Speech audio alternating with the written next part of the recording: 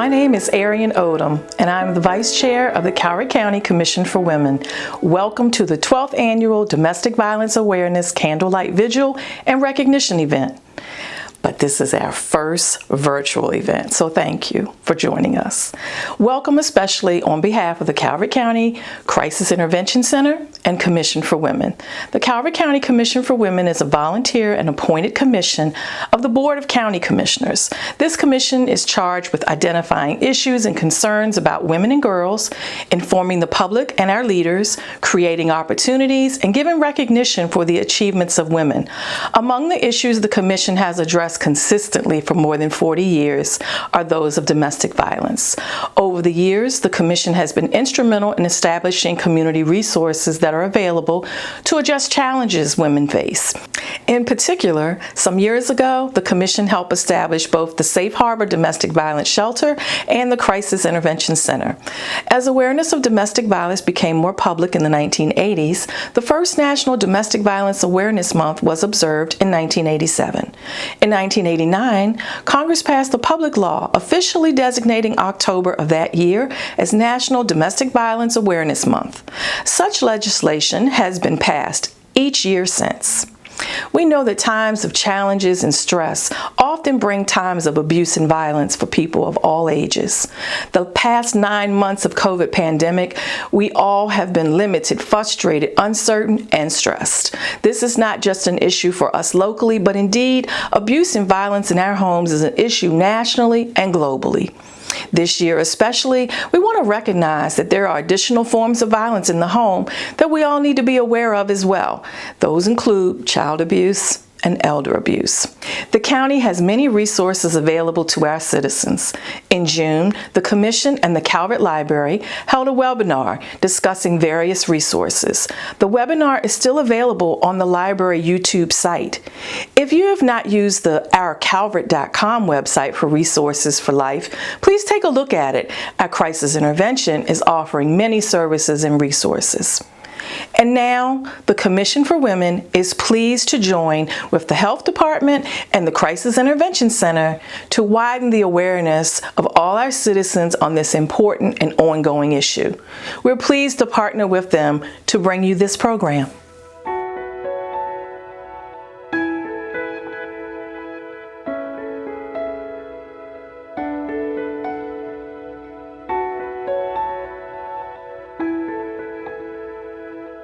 Hi, I'm Larry Polsky with the Calvert County Health Department, and I'm here with Kathryn Marsh, who heads the Safe Harbor Shelter. This is certainly a fitting way to have a tribute to all the people who are so instrumental in helping those who suffer from domestic violence and sexual assault on a year that has been unlike any that I and probably all of you can remember. Certainly being in front of you, first off on camera instead of in person and in a mask, not what any of us had in mind even 6-7 months ago. In terms of domestic violence, we know what an impact it has had on our entire community and really the entire nation. We know that nationwide the incidence of domestic violence has gone up significantly as people are oftentimes trapped within households with inability to separate at times, with financial hardships that have gone on, and just an increase in emotional well-being that we've seen for people. And so for services that are provided both at Safe Harbor Shelter and by the crisis intervention staff that we have at the Health Department has been even more important than any time in the past. Kalisa started in the midst of all of this, hard enough to take over the helm at a facility as important as a domestic violence shelter at any point, but having to adapt both for the safety and well-being of residents who need to stay here and to safeguard employees was certainly no small task. And she certainly has stepped up every bit that I could have hoped and beyond. So I'm proud to be here today with Kalisa. Really am extremely thankful for all the staff that we have working in our county to help keep women, children, and everyone who in any way is a victim of domestic violence or sexual assault safer and healthier. Thank you very much. All right. Hello, my name is Kathryn Marsh, and I'm the shelter manager here at Safe Harbor Shelter. Today we're commemorating Domestic Violence Awareness Month. Wearing my purple, my staff's been wearing their purple, and we're excited to be servicing our residents. Since the beginning of COVID, things have changed a little here at Safe Harbor. We have definitely increased our sanitizing and cleaning of the building. We aren't servicing as many residents as we normally would. However, when the need arises, we will have to make accommodations. My staff has been working very hard, maintaining a safe environment for the residents as well as each other. We definitely would like to thank the community, the commissioners, behavioral health, CIC, Dr. Polsky, everyone that's lended a helping hand with keeping Safe Harbor up and running through this time. Thank you for the donations that are steadily pouring in of cleaning supplies, something that we definitely need at this time. And also I'd like to thank my staff who's been here just working tirelessly through the whole ordeal. So thank you. We really appreciate your help.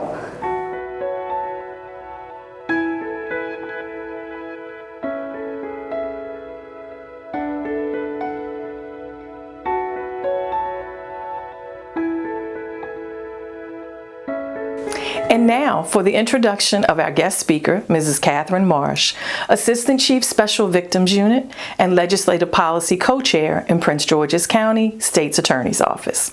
She's a prosecutor that is specialized in child abuse, domestic violence, and sexual assault cases. She's a professional trainer, adjunct professor, and is set on numerous national and state task force. She's very active in our community, serving as president of the Optimist of Calvert County and treasurer of Calvert County Commission for Women. Of all the many hats she wears, today we welcome her as our guest speaker. It is truly my pleasure to introduce Kathryn Marsh. 2020 has been an interesting year, to say the least. Many of us have struggled with stay-at-home orders and safer at home or isolation guidelines. And while that has been a struggle for a different part of the population, it has been life-threatening or, in many tragic cases, life-taking. Because underneath the COVID-19 pandemic remains the ongoing and pervasive domestic violence pandemic. Domestic violence impacts every single corner of the globe. And in the United States, it impacts about 12 million Americans every year. Every minute, 24 Americans are the victims of domestic violence. This breaks down to 1 in 4 women and 1 in 7 men being the victims of severe violence. And when we look at our young people, we now know that 1 in 10 high schoolers have already been the victim of dating violence. Domestic violence thrives in isolation and in silence. And it's a pandemic because it just doesn't impact the victim of domestic violence. It doesn't stay in the family or in the home. It slithers out of the cracks and it impacts every single one of us. From the children who witness domestic violence and therefore have an adverse childhood experience or ACEs, and as adults without intervention now have long-term health impacts such as heart disease, diabetes, or stroke, to the workforce. 33% of women killed on the job are killed by somebody they have a personal relationship with. 78% is from intimate partner violence. Domestic violence costs the workforce about 8 million paid leave days a year. It's about the equivalent of 32,000 jobs. Costs employers about $728 million annually, and costs the United States $8.3 billion a year. So domestic violence doesn't stay in the home. It is a part of our community. And with the COVID-19 pandemic, it only got worse. Because we know that financial stress and anxiety and sickness can be triggers for increased domestic violence. And we know that when survivors and victims don't have a way out or don't way to get help, it gets worse. A couple weeks ago, I had the opportunity to speak to other prosecutors across the state for domestic violence. And we've all been experiencing about the same thing. In Maryland, we've had about a 10% increase in felony domestic violence. That's stabbings, that's shootings, that's violence with life-threatening injuries. We know that in talking to survivors that many didn't know how to get help during the COVID-19 pandemic. That children who witnessed by sight or by hearing domestic violence didn't have school to tell somebody what was going on. With religious organizations going virtual, survivors didn't feel they could virtually pull their religious leader aside to ask for help. And they didn't know what agencies were open. So I want to be clear. Courts and commissioners will always be open for protective orders for domestic violence. 911 control centers will always answer the call. Police and EMTs will respond. Shelters have and will continue to have their doors open so that survivors of domestic violence have a safe place to go. And prosecutors, despite a call to dismiss all misdemeanors because of the pandemic, will continue to prosecute domestic violence misdemeanors because we know that when a survivor comes forward, justice demands that their case be heard. But what can everyone else do? First and foremost, educate yourself and others. As I've said, domestic violence thrives on isolation and silence, and we as a community cannot be silent anymore. We need to make domestic violence part of the national conversation. You can go to the National Domestic Hotline webpage. You can go to the CDC and our own Health Department and Crisis Intervention Center to learn the signs and symptoms of domestic violence, from controlling behaviors and isolating behaviors to the actual signs and symptoms of violence. And when you start educating others, begin to advocate. Last year, after several years, from the advocating prosecutors, domestic violence organizations, women and children organizations, health departments, and hospitals, the law finally passed making strangulation a felony in the state of Maryland. And that law took effect just October 1st of this year. And the reason that is so important is that we've learned that survivors of domestic violence strangulation are 750 times more likely to become the victim of a domestic violence homicide. That individuals who commit a domestic violence strangulation are more likely to kill children and law enforcement. And we know that strangulation, although right after the event the victim may feel okay, has long-term impacts of the risk of stroke, brain failure, organ failure, and death. And that can happen days, weeks, or even years after the strangulation event. And we know that without intervention, without advocacy, only 3% of strangulation victims seek the needed medical attention. So that's what advocacy did this year. But there's more to go. Contact your local legislators. Check out MLaw. See what the conversation about domestic violence is this year. There are a couple of bills that are in the works to be proposed to strengthen stalking laws and to provide additional assistance to children who witness domestic violence. We all have a role we can play. And finally, if you see something, say something. Domestic violence cannot remain in the home. It cannot be a family problem. If you see or hear it, pick up the phone and call for help. The victim may not be able to. If you're not sure who to call or you're afraid to call the 911 yourself, call the National Domestic Violence Hotline, 1-800-799-SAFE. They will ensure that the right agency gets there. And if you want to have a conversation with a friend or a loved one but don't know how to have that conversation, contact our health department and our crisis intervention center. The experts can walk you through it. Domestic violence thrives on silence, and we can't afford to be silent anymore. Thank you.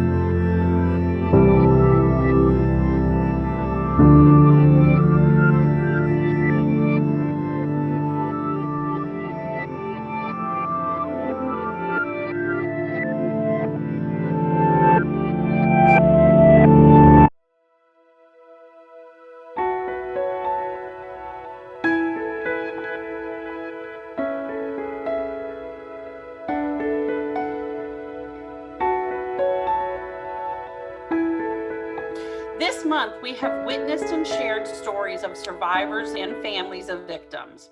However, there are unshared stories, those suffering in silence and not able to step forward due to their own personal situations. Tonight, we stand up for you. Tonight, we recognize the pandemic within the pandemic, and we will not give up. Get help, stay safe, and involved. If you or someone you know is in a situation that is unsafe, call our crisis hotline at 410-535-1121. Again, 410-535-1121, 24 hours a day, 7 days a week. We have trained professionals that are ready to listen and to assist you. Thank you for all your work to rally support for victims of domestic violence. Thank you for joining us tonight. Please visit and like us on Calvert County Health Department, Facebook and Instagram. And good night.